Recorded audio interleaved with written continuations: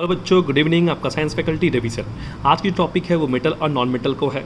ये क्लास 10 में CBSE board और आईसीएसई बोर्ड दोनों बोर्ड में पाई जाएगी। ये चैप्टर बहुत इंपॉर्टेंट चैप्टर है क्योंकि यहाँ पर पीरियड टेबल के बारे में बताया गया है। पीरियड टेबल में जितने भी टाइप्स के एलिमेंट्स होते हैं, टूना के 118 एलिमेंट्स होते हैं, इनकी प्रॉपर्टीज़ को, उनमें जितने भी एलिमेंट्स होते हैं वो एलिमेंट्स की इंपॉर्टेंस क्या है डे टू डे लाइफ में, वो हम इस चैप्टर में सीखेंगे। कुल मिला के यहाँ पर 118 एलिमेंट्स होते हैं, हम सबको मालूम है। पूरे के पूरे पीरियड टेबल्स में आप देख सकते हैं, पूरे पीरियड टेबल्स में 100 एलिमेंट्स होते हैं और ये 100 एलिमेंट्स में हर एक एलिमेंट्स की इंपॉर्टेंस क्या है डे टू डे लाइफ में, वो हम लोग सीखते हैं मेटल्स एंड नॉन मेटल्स के प्रॉपर्टीज में। ठीक है, चैप्टर्स में देखिए 118 एलिमेंट्स में 92 याद रखिएगा मेटल्स पाए जाते हैं, नॉन मेटल्स याद रखिएगा 22 पाए जाते हैं, मेटलॉइड्स कितने 6 पाए जाते हैं। अब याद रखिएगा मैं कहता हूँ 92 मेटल्स जब पाए जाते हैं तो 92 मेटल्स में भी बहुत सारे डिफरेंट टाइप्स के एलिमेंट्स पाए जाते हैं। वो कौन कौन से हैं, जैसे कि वो जिसमें से 92 में से अल्काली मेटल 6 पाए जाते हैं, 6 अल्काली मेटल पाए जाते हैं। अब आप सोचिएगा अल्काली मेटल होता क्या है। देखिए बच्चे, ये है हमारा अल्काली मेटल, आप देख सकते हो यहाँ पर hydrogen, lithium, sodium, potassium, rubidium, caesium, francium, यहाँ पे कुल मिला के 7 है। आप देखिए यहाँ पर हाइड्रोजन को डिफरेंट कलर दिया गया है। ये इस ग्रुप को हम लोग अल्काली मेटल्स कहते हैं, पर यहाँ पर हाइड्रोजन अल्काली नहीं है। हाइड्रोजन को छोड़ के बाद बाकी जितने भी एलिमेंट्स यहाँ पर दिख रहे हैं वो अल्काली मेटल्स हैं। आई बात समझ में। ये जो ग्रुप 2 दिख रही है ये अल्कलाइन अर्थ मेटल्स है, इसे कहते हैं। ये ग्रुप 2 है, याद रखिएगा। इसको हम लोग रोमन, यहाँ पे देख सकते हैं रोमन लैंग्वेज में लिखा गया है, 2 और ए लिखा गया है। तो कभी आपसे कोई पूछा जाए कि पीरियड टेबल में अल्कलाइन अर्थ मेटल्स कहाँ पाया जाता है, तो याद रखिएगा हमेशा ये राइट हैंड साइड है, ये लेफ्ट हैंड साइड है। तो लेफ्ट हैंड साइड के ग्रुप नंबर 2 में पाया जाता है, जिसको रोमन में हम लोग डिनोट करते हैं इस तरीके से। ठीक है, और रोमन 1 में इसको डिनोट करते हैं इस तरीके से, रोमन 1 लिखते हैं और ए लिखते हैं इस तरीके से। हाइड्रोजन याद रखिएगा अल्काली मेटल्स नहीं है, ये एक नॉन मेटल्स है। ठीक जी, यहाँ पर मैंने लिख दिया है, बस आपको वहाँ से मैच करना है। अल्काइन अर्थ मेटल्स कितने होते हैं, 6 होते हैं। ट्रांजिशन मेटल्स जो होते हैं वो 38 होते हैं। पुअर मेटल्स जो होते हैं वो 12 होते हैं। लैंथेनाइड्स 15 होते हैं। एक्टिनाइड्स 15 होते हैं। मेटलॉइड्स 6 होते हैं। इन सबको मैं दिखा दूँ जिनको मैं आपको यहाँ पर बता रहा हूँ। देखिए ध्यान से बच्चे, ये हो गया हमारे अल्काली मेटल्स, ये हो गया हमारे अल्काइन अर्थ मेटल्स, और ये जितने भी ब्लू दिख रहे हैं ये ब्लू पेन से, ये सब के सब तो ट्रांजिशन मेटल्स नहीं है। अब याद रखिएगा इसमें पुअर मेटल्स, जो मैंने आपको कहा कि पुअर मेटल्स वहाँ पर देखिए, पुअर मेटल्स की संख्या मैंने यहाँ पर कितना कहा आपको, पुअर मेटल्स मैंने कहा आपको कि यहाँ पर पुअर मेटल्स जो है 12 है। तो यहाँ पर कौन कौन से पुअर मेटल्स हैं हमारे, देखिएगा पुअर मेटल्स में आते हैं जिंक, कैडमियम, मर्क्यूरी, कॉपरनीशियम, फिर से हमारा आता है aluminium, gallium, indium, thallium, tin, lead, ये सब जितने भी हैं हमारे पुअर एलिमेंट्स याद रखिएगा। ठीक, और यहाँ पर जितने भी आप एलिमेंट्स दिख रहे हैं एक्सेप्ट याद रखिएगा, यहाँ पे दिख रहे हैं 57 और ये 89, ये याद रखिएगा ये ट्रांजिशन मेटल्स नहीं है। पॉइंट शुड बी नोटेड, ये 39 के नीचे 57 और 89 आता है, ये दोनों ट्रांजिशन मेटल्स नहीं है। ये 21, 39 ट्रांजिशन मेटल्स हैं, और ये पूरे के पूरे जो ग्रुप दिख रहे हैं आपको, वर्टिकल लाइन्स दिख रहे हैं, ये सब के सब हमारे ट्रांजिशन मेटल्स हैं, याद रखिएगा। ट्रांजिशन मेटल्स हमारे जो कितने होते हैं, ट्रांजिशन मेटल्स हमारे यहाँ पर मैंने लिख दिया कितने 38 होते हैं। ठीक है, लेंथेनाइड्स 15 होते हैं, एक्टिनाइड्स 15 होते हैं। आप देख सकते हैं लेंथेनाइड्स कौन से हमारे होते हैं, ये जो आप देख पा रहे होंगे लेंथेनाइड्स यहाँ पे लिखा हुआ है 57 से ये पूरी चारी हमारी कहाँ तक 71 तक, ये पूरे के पूरे लेंथेनाइड्स हैं। एक्टिनाइड्स देख पा रहे हो 89 से शुरू हो रही हुई खत्म कर रही हमारी 103 तक, ये पूरे के पूरे एक्टिनाइड्स है। याद रखिएगा एटॉमिक नंबर 92 के बाद जितने भी एलिमेंट्स होते हैं उन सबको हम लोग सिंथेटिक एलिमेंट्स भी कहते हैं। जितने भी एलिमेंट्स होते हैं 92 के बाद सिंथेटिक एलिमेंट्स होते हैं, और एक्टिनाइड्स को हम लोग याद रखिएगा रेडियो एक्टिव एलिमेंट्स भी कहते हैं। ठीक ना, तो ये मैं बता दिया आपको। ठीक है, ये हम लोग हालांकि पीरियड टेबल में भी पढ़ेंगे, पर मैंने बता दिया, याद रखिएगा।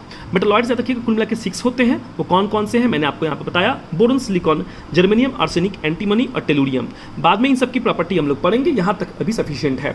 नॉन मेटल में चलाते हैं, नॉन मेटल कुल मिला के 20 होते हैं। कभी कभार किसी बुक्स में 22 भी लिखा होता है, और मुझे समझ में नहीं आता 22 वो बोलते क्यों हैं, दिखते तो 20 ही है हमको। ठीक है, जो भी है, तो 20 नॉन मेटल्स पाए जाते हैं हमारे।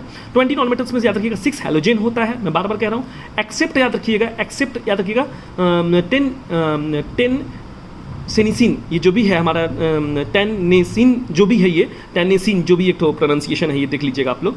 इसको हम लोग याद रखिएगा हैलोजन में काउंट नहीं करते, याद रखिएगा ये सिंथेटिक एलिमेंट है। ठीक ना, जो आपको दिख रहा होगा, जो आपको एस्टाटाइन के नीचे मिलेगा, देखिए ध्यान से आपको दिखेगा यहाँ पर, देखिए एस्टाटाइन के नीचे ये लिखा हुआ है, जहाँ पर अनसेप्टियम लिखा हुआ है, इसका फिलहाल नाम दे दिया गया है, इसका नाम अभी दे दिया गया है, जो कुछ इस तरीके से नाम है, बड़ी अजीब नाम है, जो भी हो ये नाम दिया गया है। ठीक है, नोबल गैस 7 पाए जाते हैं, और अदर्स मेटल्स में, अदर्स नॉन मेटल्स में पाए जाते हैं हमारे हाइड्रोजन, कार्बन, नाइट्रोजन, ऑक्सीजन, ये जितने भी हैं ये सब के सब हमारे नॉन मेटल्स हैं। तो कुल मिला के नॉन मेटल्स आपको कुल मिला के 20 हैं, जिसमें हाइड्रोजन 6 है, नोबल गैस 7 है, और अदर मेटल्स ये हैं, याद रखिएगा। ठीक, ये हो गया। अब देखिए बच्चे, यहाँ पर हमको मालूम है कि ये जितने भी नॉन मेटल्स या जितने भी एलिमेंट्स हैं इनके डे टू डे लाइफ में बहुत इंपॉर्टेंट है।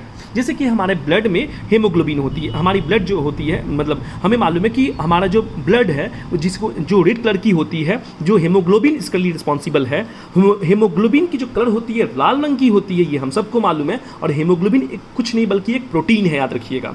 और रेड कलर इसलिए होती है क्योंकि इसमें आयरन पाई जाती है, तो उसमें आयरन पाई जाती है, इसलिए हीमोग्लोबिन जो होती है वो रेड कलर की होती है। दूसरी बात मैं कहूँगा आपसे कि जो यहाँ पर एक क्वेश्चन भी पूछा जाता है कि metal which is constituent of blood pigment.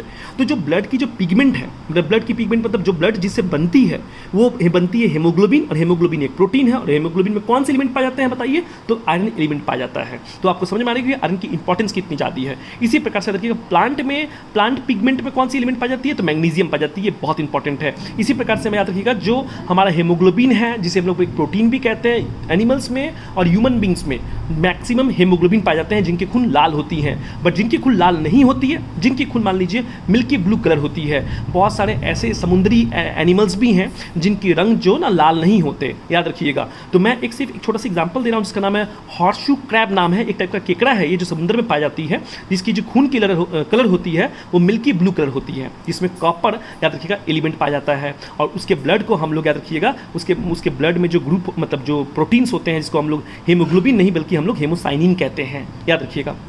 Element की और भी इंपॉर्टेंस है हमको, जैसे कि मालूम है कि विटामिन B12 मालूम है आप लोगों को, विटामिन है। जिस विटामिन में जो एलिमेंट पाई जाती है वो एलिमेंट कोबाल्ट पाई जाती है। क्लोरोफिल में पाई जाती है मैग्नीशियम टाइप की एलिमेंट पाई जाती है। इंसुलिन मैं यहाँ पे लिखा नहीं, पर हालांकि आपको मालूम है कि इंसुलिन जो है हमारे इंसुलिन में जिंक नाम की एलिमेंट पाई जाती है। और इंसुलिन आपको मालूम है क्या होता है, जब बॉडी डायबिटीज़ तो सुने होंगे आप लोग, डायबिटीज़ जो है which prevents our body to make enough insulin. Insulin का काम क्या होता है आपको मालूम है? जब हम लोग कोई भी खाना खाते हैं जो हमारे वो डाइजेस्टिव सिस्टम में जाता है, हमारे पास बहुत डिफरेंट टाइप के ऑर्गेन्स होते हैं, जिस ऑर्गेन्स में एक पैनक्रियास भी एक ऑर्गेन्स है जो इंसुलिन सीक्रेट करता है। अब ये इंसुलिन क्या करता है, याद रखिएगा, जब कार्बोहाइड्रेट्स हमारा या शुगर जब टूटते हैं, ब्रेक्स होते हैं इनटू ग्लूकोज में, तो ये ग्लूकोज कहिए या इसको शुगर कहिए, तब ये क्या करता है, शेल जो होता है, जैसे हमको मालूम है कि कोई मान लीजिए कोई कार है या कोई मोटर बाइक है तो उसको फ्यूल चाहिए, उस फ्यूल को हम लोग कहते हैं पेट्रोल या डीजल कहते हैं। वैसे इंसान की बॉडी होती है उसको भी फ्यूल चाहिए, उस फ्यूल को हम लोग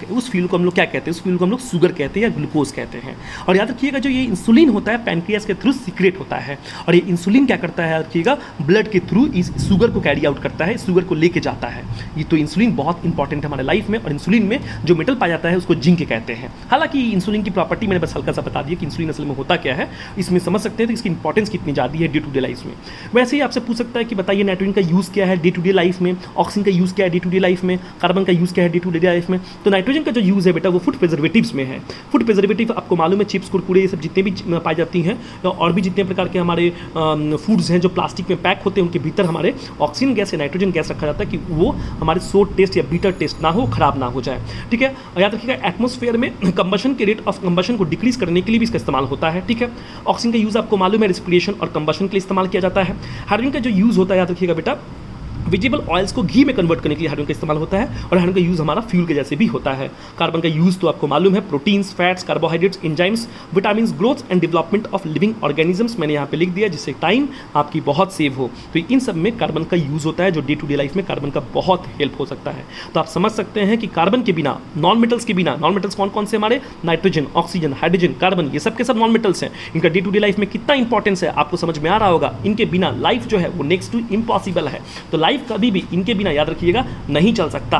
तो जो नॉन मेटल्स के बिना लाइफ जो है बिल्कुल पॉसिबल नहीं है, इट इज इम्पॉसिबल। ओके ना, in the absence of non metals like carbon, oxygen, nitrogen and hydrogen, life would have been possible. तो इस तरीके की बातें आपको याद रखिएगा, क्वेश्चन एग्जाम में पूछ सकता है, ये बहुत एसेंशियल पॉइंट्स हैं। ठीक है, इस बुक्स में जो क्वेश्चन आपको पूछे भी जाएंगे, ऐसे पूछते हैं कि वो लोग give the importance of hydrogen, give the importance of nitrogen, give the importance of oxygen, इस तरीके से पूछेंगे। जैसे कि मैंने यहाँ पे बताया पिगमेंट के बारे में बताया कि ब्लड पिगमेंट में हेमोग्लोबिन, ब्लड पिगमेंट में आयरन पाया जाता है। तो आपसे क्वेश्चन पूछ सकता है name the metal which is constituent of blood pigment. तो ब्लड पिगमेंट किससे, आयरन से। Name the metal which is constituent of plant pigment, तो आपको बोलना पड़ेगा क्या, बताइए मेरे को, मैग्नीशियम बोलना पड़ेगा। ठीक ना, तो इस तरीके से क्वेश्चंस एग्जाम में पूछे जाएंगे। पूछेगा नेम द बोलेगा आपको, हमको मालूम है एलिमेंट्स कितने टाइप्स के होते हैं, 3 टाइप्स के होते हैं। कौन कौन से एलिमेंट्स होते हैं, तो आपको मालूम है मेटल्स होते हैं, नॉन मेटल्स होते हैं, मेटलॉइड्स होते हैं। मतलब 3 टाइप के हमारे मेटल्स एलिमेंट्स होते हैं जिनको 92, 20 और 6 इस तरीके से से नंबर्स में डिवीजन दिया गया है पूरे के पूरे पीरियोडिक टेबल्स में।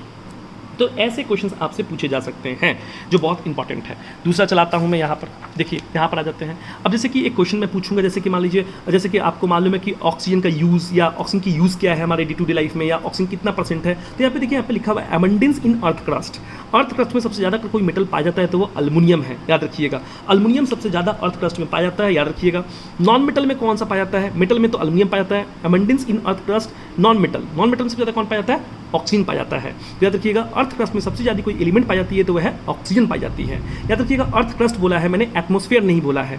एटमॉस्फेयर में अगर कोई गैस पाई जाती है तो वो गैस है हमारी नाइट्रोजन। तो नाइट्रोजन का कंटेंट सबसे ज़्यादा होता है एटमॉस्फेयर में, बट अर्थ क्रस्ट में ऑक्सीजन का ज़्यादा होता है। यहाँ तक कि हमारी ह्यूमन बॉडी में भी आपको मालूम होनी चाहिए कि ऑक्सीजन सबसे ज़्यादा पाया जाता है। ठीक है, तो इस तरीके से यूनिवर्स में कौन सी गैस सबसे ज़्यादा पाई जाती है? तो यूनिवर्स में सबसे ज़्यादा गैस जो पाई जाती है वह हाइड्रोजन गैस पाई जाती है। तो इस तरीके से कुछ एलिमेंट्स की आप इंपॉर्टेंस देख सकते हैं कि कितना इंपॉर्टेंस है। मोस्ट डेंजरस एलिमेंट उसी तरीके से कौन सी है, देखिए मैंने यहाँ पे लिख दिया प्लूटोनियम है, जो न्यूक्लियर वीपन्स बनाने में इस्तेमाल होता है। ये जो सबसे खतरनाक एलिमेंट्स पाई जाती हैं पूरे के पूरे पीरियोडिक टेबल में। कार्सिनोजेनिक एलिमेंट्स क्रोमियम पाई जाती है। पॉइजनस एलिमेंट, सबसे ज़्यादा पॉइजनस एलिमेंट कौन सा होता है? तो देखिए कैडमियम, थैलियम, लीड, आर्सेनिक और एंटीमनी सबसे पॉइजनस। इन सब में सबसे पॉइजनस जो होता है वो आर्सेनिक होता है। कोरिसिव गैस कौन सा होता है? कोरिसिव गैस में फ्लोरीन होती है। ठीक है, तो इस तरीके का इंपॉर्टेंस आपसे पूछे जाएंगे। मैं हर टर्म को डिफाइन नहीं कर रहा हूँ क्योंकि उतने डिफिनेशंस जो चैप्टर्स है वो सब हम लोग जब एसिड बेस पढ़ेंगे तब हम लोग कोरिसिव प्रॉपर्टी पढ़ेंगे, कार्सिनोजेनिक प्रॉपर्टीज़ पढ़ेंगे। तो अभी हालांकि मैं इतना आपको एक्सप्लेन किया जो इनकी प्रॉपर्टी को एक्सप्लेन करता है, जो बहुत इंपॉर्टेंट रखिएगा। ऐसे ही भी और भी कुछ हैं, जैसे कि आपसे पूछ सकता है कि सिल्वर, क्विक सिल्वर किसे कहते हैं, है ना? क्विक सिल्वर का एलिमेंट्स क्या है? तो याद रखिए, क्विक सिल्वर जो है, देखिए पीरियोडिक टेबल में कौन कौन से हैं क्विक सिल्वर, देखिए यहाँ पे इसे क्विक सिल्वर कहते हैं। जिंक, ये जो हमारा कॉपर सिल्वर गोल्ड देख रहे हैं ना, कॉपर सिल्वर गोल्ड हुआ, आयरन हुआ, ठीक है ना, ये मर्क्यूरी हुई, ठीक है, मर्क्यूरी हुई, टीन, एंटीमनी, इन सबको हम लोग क्विक सिल्वर कहते हैं। पहले इनको क्विक सिल्वर कहा जाता था। ठीक है, तो इतने इंपॉर्टेंस हमारे एलिमेंट्स हैं। अब तक के फर्स्ट पार्ट है ये मेटल्स एंड नॉन मेटल्स का। होप सो आप लोगों को अच्छा लगा होगा। बच्चे आप लोग देखिएगा, इसके बाहर क्वेश्चंस नहीं पूछे जाएंगे। अब तक मैंने जो मेटल्स एंड नॉन मेटल्स की टॉपिक एक्सप्लेन की है, अब मैं इसके बाद जो टॉपिक अपलोड करूंगा वो फिजिकल प्रॉपर्टी है। Physical property of metals and non metals का मेरे साथ बने रहें। आप लोगों को होप सो बहुत अच्छा सफिशिएंट नॉलेज मिलेगा। इसके बाहर क्वेश्चंस आप लोगों को मतलब मैं आप लोगों को आश्वासन इतना दे सकता हूं कि पक्का इसके क्वेश्चंस, इसके बाहर क्वेश्चंस नहीं मिलेंगे। होप सो मेरे साथ बने रहें आपका साइंस फैकल्टी। अगर वीडियो आपको अच्छी लगती है तो प्लीज़ बच्चा मेरे को अपने साइंस फैकल्टी को, अपने रवि सर को अपने आप को इनकरेज करने के लिए, इनको उत्साह बनाने के लिए कि मैं ऐसी वीडियोज़ और छोड़ सकूँ आप लोगों को और आप तक पहुँचा सकूँ, तो प्लीज़ शेयर और लाइक ज़रूर कीजिएगा। तब तक के लिए मेरे साथ बने रहें आपका साइंस फैकल्टी रवि सर।